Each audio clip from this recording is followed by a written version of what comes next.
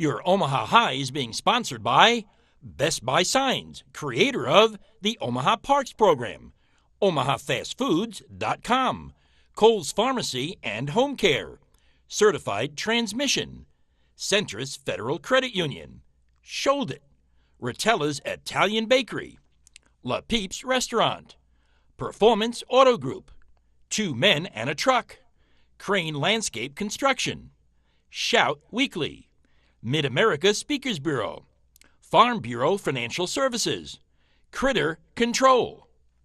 Welcome to Your Omaha High with Andee Greenberg, the show that will leave you feeling great about yourself, Omaha's heroes, and Omaha, where we live, work, and play.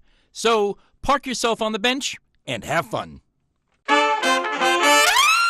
Hi, and welcome to this week's edition of Your Omaha High with Andee Greenberg, the show that you turn to every Saturday morning to feel good about yourself, to feel good about a local organization here in Omaha that does some tremendous nonprofit work, and of course to learn from an individual who has a great, compelling story that can influence each and every one of us. And as the holiday season approaches, we all take a look and we say to ourselves, what can we do for this city? What are some of the opportunities to be part of the giving community? Because Omaha is known very much so as a community of givers who help each other out. And who best to represent this particular part of the holiday season than our very special guest, a name you're probably very familiar with, Andee Hoig from ALH Publications. Andee, we look forward in a few moments to chat with you about everything that you bring to the party for Omaha, how you go ahead and promote all these great opportunities, these great charity events. But first, we always introduce everybody to 4 motivational vignettes that, when used properly, can actually help you achieve anything. And I mean that. That's a bold statement. Anything. So let's begin. Now, how many of us have used the expression before, you know what? I like that idea, but I'm going to put that on the back burner. Yep, that goes right on the back burner. So I have a couple of questions for you. When you put it on the back burner, have you set a plan to when you're going to be moving it up? Well, most of us haven't. Now, when you put it on the back burner, do you actually have a little flame on that back burner to make sure that that particular idea continues to heat up? Well, most of us don't. And just between you and I, anytime anybody uses the name back burner, you know what that means? It's a cop-out. That means you have no intentions of doing anything about that particular goal. You just want to get an out to say, you know what, I'll put that someplace in the future. And if you begin to add up how many back burner things that you have, you realize there are way too many. Now, I'm the first one to admit that you can't do everything. But what you should do is understand when you're going to ignite the flame, when you're going to set that fire, when that goal, when that energy, when that enthusiasm is going to boil over, pun intended, analogy intended, so that you finally say to yourself, it is my time. It is my time to get off the pot. It is my time to go ahead and take that goal, ignite that fire, and get it all done. So one of the things I want you to do is I want you to take a look at everything that you've put on the back burner. And I want you to say to yourself, you know what? That thing's been sitting there too long. That's something that I want to get accomplished. That's something I will get accomplished. And I want you to bring them forward. And I want you to cook them up. And I want you to say to yourself once they're done, man, I'm so thrilled that I had an opportunity to do that. You know, recently I spoke to an individual, and we had just went through an activity. And I said to that individual, how do you rate that? Do you rate that out of 10, out of a scale of 10? What do you rate it? Person came back to me and said, well, I give it a 7. Now, when you hear that, what's the first question that you normally ask the other person? Well, what's the 3 points that's missing? Well, this particular person said to me, even before I asked, they said, Andee, would you like to know why I gave it a 7? And I said, wait a minute, you're going to start to tell me the positive things about it first before you leave out the gaps? And the person said, absolutely, because that's what counts. I want to understand everything that's going well and then begin to understand things that I need to do to get it better. And that's exactly what that person did. They listed 7 different items that why they gave it a 7. And you know what? They felt good about themselves. Then they said, these are the 3 things that I need to improve, or this project needs to improve, to make sure that it gets a perfect 10. What a great way to look at things. Because sometimes when we say 7 out of 10, the first thing we do is we take a look at the gaps, we talk ourselves into negatives, we say we can never do these 3 items, and what do? We abandoned the perfection that we can accomplish. So from now on, just based on this example, it's okay to give something a 7, it's okay to give something a 6, but begin to understand why you rated it that high, get some positive reinforcement, and then say to yourself, now is the time to work on these 3 additional items. And then what will happen? You know it. Everything that you do will become an instantaneous 10. Now, how many of us take the time to polish our shoes? And by the way, an even more important question is, when do we decide to have them polished? Do we polish them routinely, say for example once a week, or do we go ahead and polish them when they are filthy and dirty and you can see all kind of debris on your shoes? The real question is, why wait until the shoes must be shined? Why wait until they're in bad condition? Why not go ahead and begin to polish your shoes on a routine basis so that they do look as shiny as they were when you first purchased them, whether it's men's shoes or women's shoes? Remember when you first saw them in the window? Remember when you first saw them and you tried them on? They were so shiny. If they were scruffy, you wouldn't have purchased them in the first place. And this is something that we have to remember about polishing our own lives. Because what we do all too often, we wait for the very last moment. We wait until all of a sudden it's full of debris. We wait until all of a sudden our lives are full of distractions. And then we say to ourselves, you know what, it's time I polish it up. If we did routine maintenance, routine polishing on our skills, on our talents, on our goals, on our dreams, on our achievements, and we begin to do this with our shoes and we begin to do it with our lives, you know what will happen. The answer is going to be very simple. Anytime you go out and do something, fill in the blank, you're going to go ahead and shine. Now, what I'd like you to do is I want you to take a look at your carpets. That's right. Take your eyes off the camera, look at the carpet, and ask the following question. Do you see dirt and particles in the fibers of your carpet? The answer is going to be a resounding, no, I don't. Well, my next question is going to be, therefore, why do you vacuum? If you can't see the dirt, if you can't see the debris, why bother going through a vacuuming exercise? The answer is because you know it's there. You know that when you go ahead and suck that dirt up, it's in that bag and it's in that canister. You know it has to be done. You know it has to be cleaned.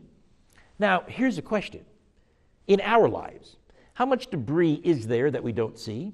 How much dirt is there in our minds that we do not know that it exists, but it impacts and affects our mental capabilities? It impacts our positive outlook. It's all the things in the past that actually crept into the fibers of our mind that we just let sit there. You know, as often as we vacuum, whether it's once a week or twice a week, we need to do the same thing up here. We need to find out what particles of the past are negatively impacting our lives. Go ahead, get them in this brain, and get them out. Just suck them out. And once they're gone, these particles of debris are no longer in existence to help you say to yourself, well, you know, I'm burdened with all these things in the past.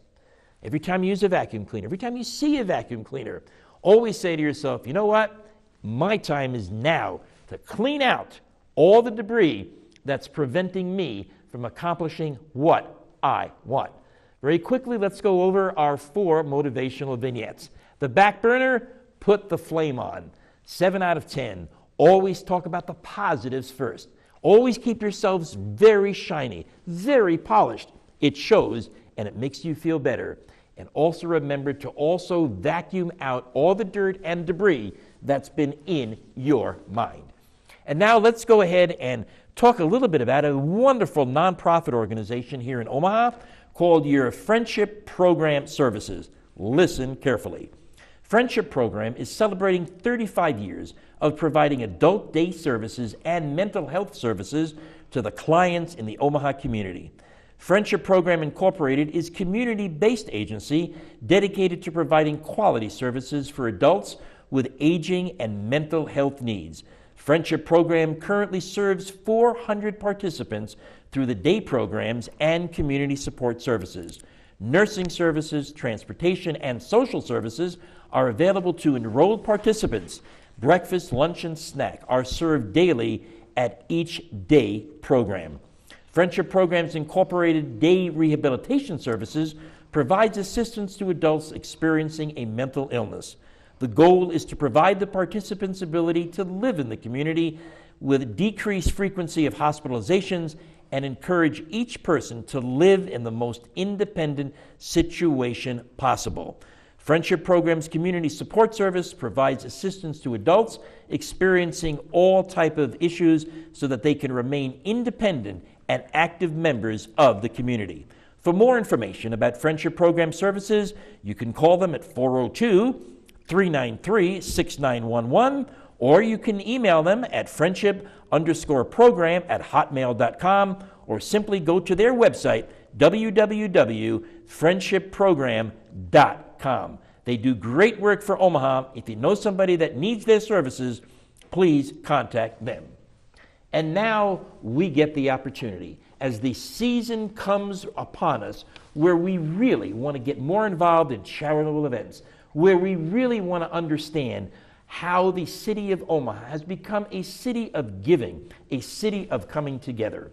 There is one individual who has publications that are dedicated to each and every opportunity for us as Omaha citizens to find the locations, to find the events, to find the opportunities for us to help. That publication is ALH Publications, and of course it is run by Andee Hoig.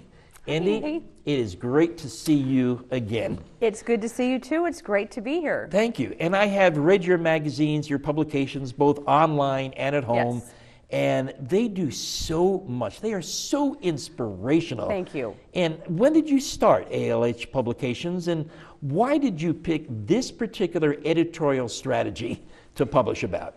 You know, I grew up in a publishing family. So back when I was 23 years old, I started my kind of endeavors off into the publishing world I started out as a photographer. So I would go out and take photos at charity events. Oh, okay. So that's kind of my first chance of dipping my toe into the philanthropic charitable world. Okay. And from there, you know, one thing led to another, and I purchased one of the publications from my father, who's in the publishing business. Right.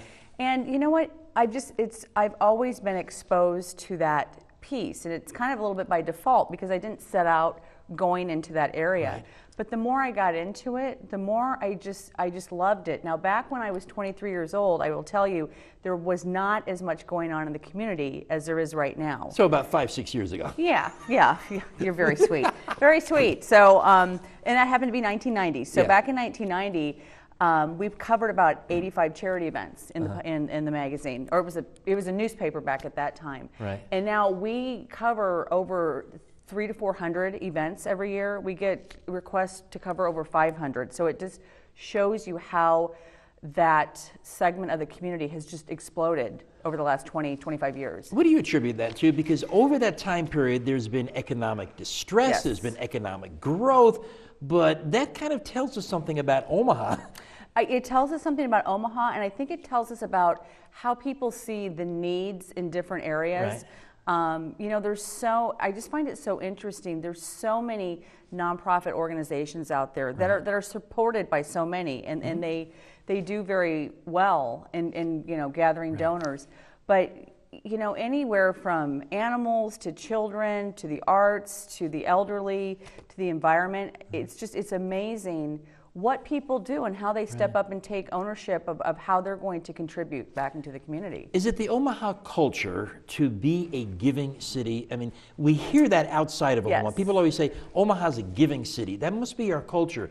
But what drives it? Is it your publication? What influence do you have in that? I would like to think that, but you know, I don't want to take full responsibility for it. But You know what, really looking at what people are doing, and I really would like to think that, you know, the publication that, the world that I've been living in for the last 25 years really has kind of been that shining light on fundraising and charitable activity in the community. And I look at magazines in other cities, and they don't have, it doesn't appear from just looking in, they've got the fundraisers, but there's something about Omaha that, I mean, just everybody from all ages, you know, you've got your philanthropists up here, and then you've got your young professionals, you've got your kids in high school. Everybody across the board is looking for ways to make a difference. And they do. They do. And that's a miraculous and marvelous thing. And I think, as I mentioned before, in spite of the way the economy is cyclical, I agree. People still do that.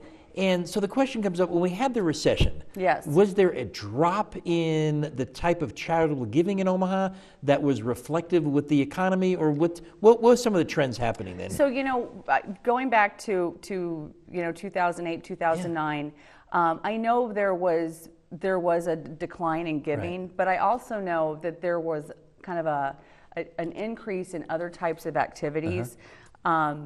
Because there's one thing to give a check, to write a big check, but there's so many other ways to get involved in a community and in your community that people, I think, started to get creative, and I saw a lot of that. Let's discuss some of that. So if somebody doesn't have the check to write, but they want to go ahead and do something great for a nonprofit, an organization, one that either they have selected or someone that might have reached out to them. What can they do? So you know what, I love that question, because again, you can write a check, but I love to go talk about ways to get, think outside of the box. So when I just gave a talk about this not too long ago, but some of the things is going through your own home and looking for items in your own home, cleaning, you know, we all think of clothing, which is one way, but there's jewelry and there's furniture and there's basketballs and footballs and blankets. You know, all these things that we look at like it's old and we can toss them out. There are organizations around the community that desperately want those. When you're out shopping with your kids, or you're out, you know, at the store, you can just pick up a $10 gift card to one of the stores. You can pick up a movie ticket gift card. I mean, those are great ways that organizations, they want to take the kids to see movies. They want to give a family a gift card so they can go buy things that they need. And also your time, you know, all year round, whether we're talking about walks and runs, they all need volunteers. You know, we need people to paint houses, we need people to check on the elderly, we need to deliver meals. There's so many things that do not require writing a check. And I always just say, look at home, look at your home first. And see what you can do there. You know, there's something interesting. We talk about this show about achievement, feeling good, having great feelings. There was something that was just recently in the news, and this is not necessarily the reason why you should be doing this, but there does seem to be a comparison between living longer and doing volunteer work and charitable work. It was just recently in the news that there is some type of a chemical, I can't pronounce it, I'm sure the physicians and doctors can, that when you do something good for somebody, it releases in your body, it enhances your body, it energizes you, and the statistics are showing that it adds to your life. So you shouldn't do it for that reason, but there is an outcome, and there must be a psyche, there must be a reason why our human nature was developed for that reason. So it's a magnificent thing around the holiday period for us to consider not only how we can give presents to our immediate family and friends, but how we can give, and actually should, give the present of volunteering, because there are many ways to do it. I know myself, I'm on several boards for nonprofit organizations, and yet it's timely, and sometimes there's a politics, but it's knowing that you're involved in that long-term strategy. It's knowing that you're involved in something that actually can help you establish a legacy for the organization that you're with. And I think, too, the engagement piece of it is actually being engaged and being personally and physically engaged, where you are connecting with the people that you're helping. That's so important. It's important. It's important to them, but I think, as you were saying, it gives something back to you. Yes. And you know, the cool thing is very, very important. And that is when you give something as a present around the holiday periods, if you ask that person what they got in February, and they're going to scry, I don't remember, I don't know what it was, nobody knows. But when you do something the entire year and you give the present of either something financial, something personal, something of time, you've heard the expression, that's the gift that keeps on giving. And that's the beauty of it. It's a wonderful opportunity. So Andee, in your magazine, how do you go about publicizing various events? How can people understand what's coming up, what the charity events are, who can they turn to, what are some of the magazines that publicize this?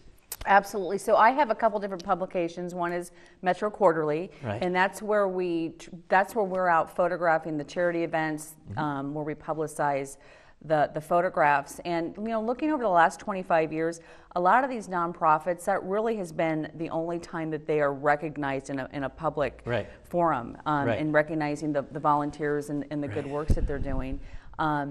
We also have something called our Event Book and Giving Guide, which we're working on right now. And it'll be released in January. Great. But we hope, last year we profiled 64 nonprofits. This year we're hoping to be between 80 and 100. Right. But that's a great way, and all this translates to our website, spiritofomaha.com, but it's a great way to line up your passion with a purpose. I mean, that's why we do it. And I want to talk about the word passion. Yes. Because I've known you for a while. Yes. I see you places, and there has not been one time, I don't care if it's the middle of the night or first thing in the morning, whether it's at an event or a coffee, doesn't matter. You're full of energy, you're full of enthusiasm, you're full of passion. What drives you when you get up in the morning? What drives me is just, when I look at, I love what you were talking about earlier, is kind of looking at thinking about the positive versus the negative. Right. I mean, and that's a practice. That's a habit you have to step into, and a commitment that you have to make in your life. And you know what? It's just, when I'm out and about, it feels so good. I love being around people, and I love seeing the passion in people. That's what kind of makes me passionate. Right. I just love people. I love what I do. Yes, yes. And I just want to spread the joy. Yes. Spread and the passion. What? It's contagious. It is contagious because there are two types of emotions that are contagious. I'll show you the first one. How's your day? Well, I'm having a terrible day. Things are going miserable for me. I should just share everything with you, and my troubles are going to become your troubles, and by the time I'm done talking to you, you're going to be as miserable as I am, because you know what? Misery loves company, and I'm going to make you the same victim I am. That's what we do. It's contagious. But the opposite of it is having an Andee Hoig, having people with magnificent passion, enthusiasm, and energy. Now, sometimes people say, well, you're overdoing it. But you know what? If it comes natural and people detect that it's natural, it becomes something that is contagious. And I got to ask you a question. If you're going to catch something, what would you rather catch? Would you rather catch optimism or pessimism? I think it's a very easy answer, because most of us have caught pessimism. We want to get rid of it. So that's one way to continue and to get lots of optimism. You mentioned earlier that your publications are kind of unique to Omaha. Yes. What could be done nationally? Because apparently you've found the secret. Because whether you want to admit it or not, you do have a major influence on nonprofits. Right. I love that question. You know what? And again, I kind of research what other cities are doing. Yeah. Because I think we can create a model, and we are a model for other cities to look at, and how we approach our nonprofit world, our charitable giving, and our volunteering. One of the things I do is speak. You know, I know you love to speak. I love to speak. And I am continuing to looking for opportunities outside of the city to go inspire other communities to get connected and to get engaged. Because engagement, I just think, is a huge part of what makes the world go round. Do you find resistance when you do that? When people say, nah, I don't need you to come in, you're from Omaha, who cares, you're in the middle of the country? Or when you call them or when they call you, are they receptive as much as we are? You know what?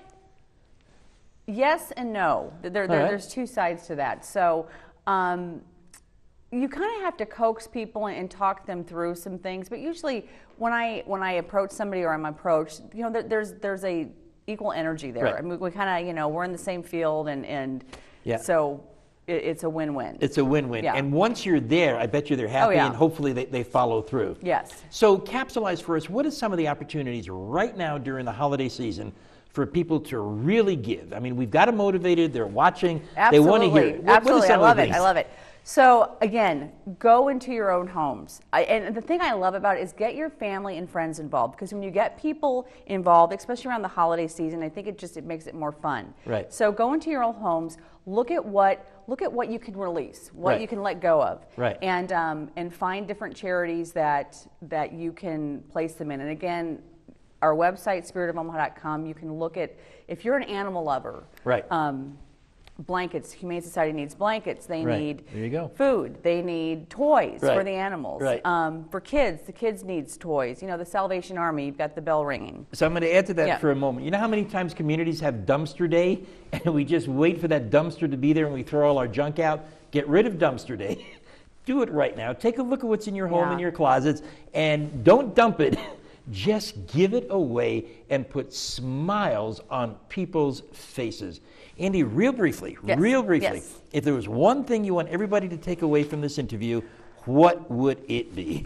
You know, giving from your heart is so important, and don't measure it by the amount of time or the amount of money. Just give. Just start. Just start. Just start doing it. Start once and you feel good about it. Yes. Andee, thank you You're welcome. so much. We have learned so much from you.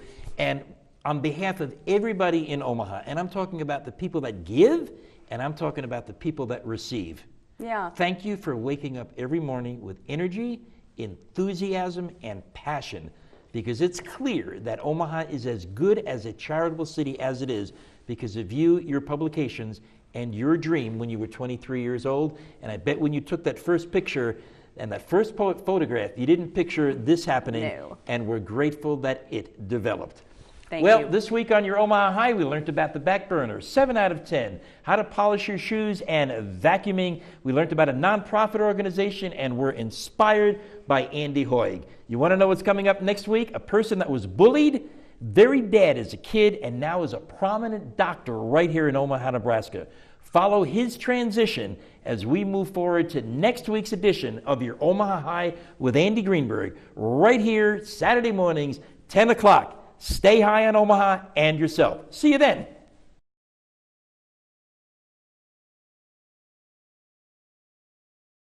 Your Omaha High was sponsored by Best Buy Signs, creator of the Omaha Parks Program, OmahaFastFoods.com, Kohl's Pharmacy and Home Care, Certified Transmission, Centris Federal Credit Union, Shold It, Rotella's Italian Bakery, La Peeps Restaurant, Performance Auto Group, 2 Men and a Truck, Crane Landscape Construction, Shout Weekly, Mid-America Speakers Bureau, Farm Bureau Financial Services, Critter Control,